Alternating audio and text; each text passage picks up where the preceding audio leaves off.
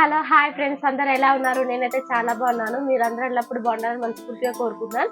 So friends, మీరు కనుక నా ఛానల్ ఫస్ట్ టైం చూస్తున్నట్టయితే ప్లీజ్ సబ్స్క్రైబ్ చేసుకోండి. అలాగే నేను చేసే కర్రీస్ మీకు నచ్చినట్టయితే ఒక లైక్ చేసుకోండి. ఈరోజు మా ఇంట్లో నేనైతే చిన్న రొయ్యలు, పెద్ద రొయ్యలు అండ్ నెత్తళ్ళు, టమాటా ఆనియన్ కలిపి నా స్టైల్లో నేను ఏ విధంగా చేస్తానో చూసేయండి.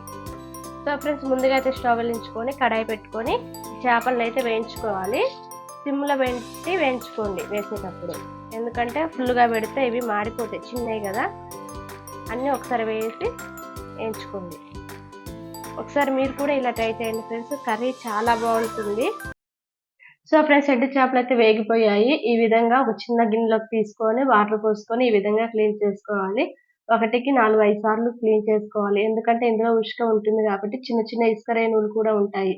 అవి మొత్తం పోయేంత వరకు ఇలా 4-5 సార్లు క్లీన్ చేసుకొని ఒక 5 నిమిషాలు నీటిలో నానబెట్టుకోవాలి. ఈ విధంగా నీటిలో నానబెట్టుకున్న తర్వాత మనం ఈలోపు టమాటా ఆనియన్స్ అయితే కట్ చేసుకుందాము.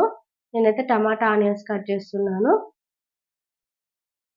సో ఫ్రెండ్స్, టమాటా ఆనియన్స్ అయితే కట్ చేసి పెట్టుకున్నాను. కట్ చేసటం అయితే అయిపోయింది. ఇప్పుడు ముందుగా స్టవ్ వెలిగించుకొని గిన్నె పెట్టుకొని ఒక 2 స్పూన్ల ఆయిల్ వేసుకోవాలి. మనం తీసుకున్న చేపల టమాటాను బట్టి ఆయిల్ అడ్జస్ట్ చేసుకోవాలి. ఆయిల్ హీట్ అయిన తర్వాత ఎండుమిర్చి, జీలకర్ర, పోపు గింజలు వేసుకోవాలి. పోపు గింజలు వేసుకున్న తర్వాత ఆనియన్స్ వేసుకోవాలి. ఆనియన్స్ మొత్తం వేసుకున్న తర్వాత బ్రౌన్ కలర్ వచ్చేంత వరకు వేయించుకొని 1/2 స్పూన్ పసుపు వేసుకోవాలి. 1/2 స్పూన్ పసుపు వేసుకున్న తర్వాత టమాటా మొత్తం వేసుకోవాలి. టమాటా వేసుకొని మొత్తం కర్రీ మొత్తం కలిసే విధంగా కలుపుకున్న తర్వాత 1/2 స్పూన్ సాల్ట్ వేసుకోవాలి. సో ఫ్రెండ్స్, టమాటా అయితే మగ్గిపోయింది. ఇప్పుడు అల్లం వెల్లుల్లి పేస్ట్ వేసుకోవాలి. అల్లం వెల్లుల్లి పేస్ట్ పచ్చివాసన పోయేంత వరకు వేయించుకొని ఇందాక నానబెట్టిన రొయ్యలను అయితే కడిగి పక్క ప్లేట్లోకి తీసుకోవాలి. టమాటా అయితే మగ్గిపోయింది. ఇప్పుడు రొయ్యలను వేసుకోవాలి. రొయ్యలను వేసుకొని ఆయిల్లో ఫ్రై అయ్యేంత వరకు ఒక 10 నిమిషాలు ఉంచుకోవాలి. ఈ విధంగా కలుపుకొని పెట్టుకోవాలి. సో ఫ్రెండ్స్, రొయ్యలు అయితే మగ్గిపోయాయి, చూడండి ఏ విధంగా అయ్యాయో. ఇప్పుడు 1 స్పూన్ కారం వేసుకోవాలి, కొంచెం సాల్ట్, 1 స్పూన్ మసాలా ఈ విధంగా వేసుకొని 1/2 గ్లాస్ వాటర్ పోసుకోవాలి.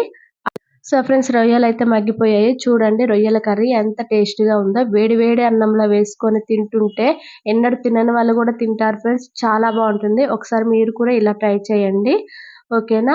నా ఛానల్ని ఫస్ట్ టైం చూస్తున్నట్టయితే ప్లీజ్ సబ్స్క్రైబ్ చేసుకోండి. అలాగే నా కర్రీ నచ్చినట్టయితే ప్లీజ్ లైక్ చేసుకోండి, ఓకేనా. చూడండి ఎంత స్పైసీగా ఉందో, ఓకేనా. Bye friends.